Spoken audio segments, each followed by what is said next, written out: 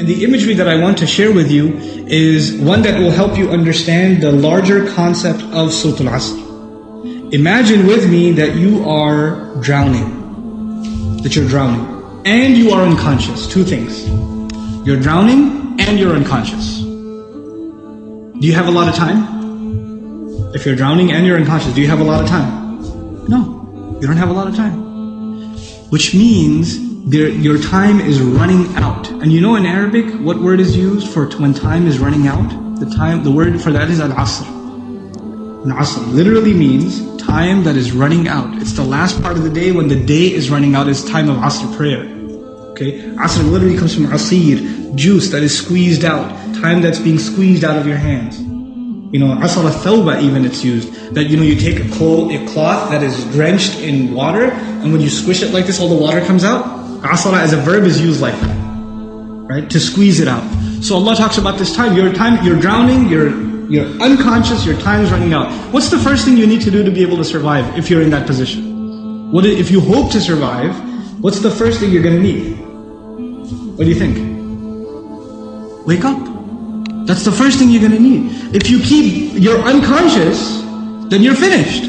The very first condition that has to be you have to wake up. And even if you were in the most wonderful dream, and in your dream you were enjoying the greatest success, you're driving a Ferrari down, they have these car commercials with the hills and the highways on the side, the water on the other side, right? You're in one of those cars, the top's been dropped off, and you're just cruising along the highway, enjoying life. That's your dream. But when you wake up, what do you realize? You're drowning. You're underwater. That's the first condition. You have to wake up. Once you do wake up, you say, oh man, this is a nasty reality and I was enjoying such a good dream. I should go back to sleep. If you do that, what kind of person would you be?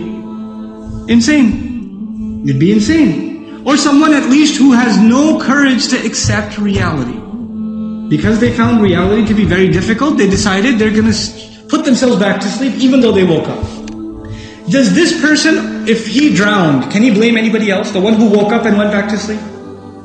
You think? Someone who never woke up, maybe, right?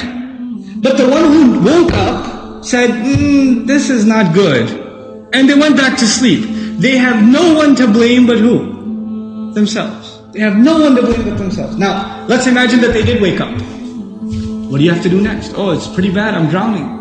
Even if you don't know how to swim, will you not use every muscle in your body to make certain kinds of motions to go towards the surface? Wouldn't you do that? And you will make certain kinds of motions that make you go further down, and certain kinds of motions that will make you go up. And once you discover which ones help you go up, you will only do those, right? You will do those. In other words, the first thing was you have to wake up. The second was you have to swim. You have to do something to try to get to the surface. When you got to the surface, you gasped for air and you got pulled back down. You got pulled back down. And you know who you got pulled back down? You won't believe this. There's a chain around your foot, and your relative, your cousin, is sleeping, and he dragged you down. And now you're drowning because of your sleeping cousin. What do you have to do now? You gotta wake him up. And you're not even waking him up because you want to save him. Who are you waking him up for? Maybe you want to save him, maybe. Maybe you don't even like your cousin, I don't know, right? But what's the point? The point is you're trying to wake him up because if you don't wake him up, who's also going to drown? Yourself. So you wake him up and he says, man, I was driving a Ferrari, you woke me up for no reason, I'm going back to sleep. Forget you. Can you just say, okay, well I didn't like you anyway, suit yourself? Can't do that. If he goes to sleep again, what are you going to do? No man, wake up, let's go, you can't give up. You can't not accept reality. And you have to keep trying to wake him up until he finally says, okay, fine, what do we do? He says, you say to him, let's swim together. Both of you come up together. The third time, you both get pulled down by your grandmother, by your aunt, by your neighbor, by your son, by your daughter. Does the process continue? The process continue? There's a 4-part process to this people surviving. The first was they had to wake up themselves. Then they had to try to swim. Then they had to tell other people that they're tied to, this is the truth. Let's go. And even if they got tired and one of them said, man, I can't do this anymore. We've been doing this now over and over again. I don't know if I can do it anymore. And the other one says, no, We are all going to survive together. You have to do this. Come on, let's go, let's go, let's go. Keep going, keep going. You ever seen those kinds of movies where they're trying to escape from some army and one of them gets tired and says, I can't run anymore. What do the others do? Come on, let's go, let's go. We can do this, we can do it. And they get him to run anyway, even though he thinks he can't run anymore. They work with each other because their survival depends on each other. They work together desperately. What does Allah say at the end of this surah? First He says, إِنَّ الْإِنسَانَ لَفِي خُسْرٍ. Wal asr, first of all, time's running out. Then He says, إِنَّ الْإِنسَانَ لَفِي خُسْرٍ. I'll translate it, human beings are drowned in loss. You see the parallel? Human beings are drowned in loss. What's the exception? إِلَّا الَّذِينَ, those who believed. Believed what? Allah didn't say, آمَنُوا بِاللَّهِ وَمَلَائِكَتِهِ وَكُتُبِهِ وَرُسُلِهِ وَالْيَوْمِ الْآخِرِ وَالْقَدْرِ خَيْرِهِ وَشَرِّهِ مِنَ اللَّهِ تَعَالَى وَالْبَعْثِ بَعْدَ. Nothing. He didn't mention anything. Even though all of those things are included. According to the siyaq of the surah, the context of the surah, what is the first thing these people have to believe? That they're in loss. That they're drowning. And if they do come to believe that, and they correct their iman, what's necessarily going to happen? They're going to swim and move upwards. How does Allah describe this action? وَعَمِلُوا الصَّالِحَاتِ. They do good things. They do things that help reconcile the situation. By the way, salih is an adjective here, salihat, jama' mu'annath salim, which literally means that which corrects something.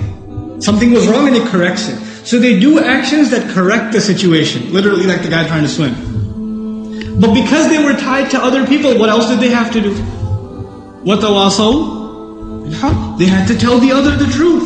And it's not even أَخْبَرُوا عَنِ. They told them about the truth. No. They had to wake him up and let's go, we have to go. No matter, and over again. Tawasi even has takrar in it. It has repetition. Over and over again they said, this is the truth, this is the truth, this is the truth. You know why? Because the people you're trying to save, even if you wake them up temporarily for 20 minutes, 30 minutes during a khutbah, guess what happens when the khutbah is done?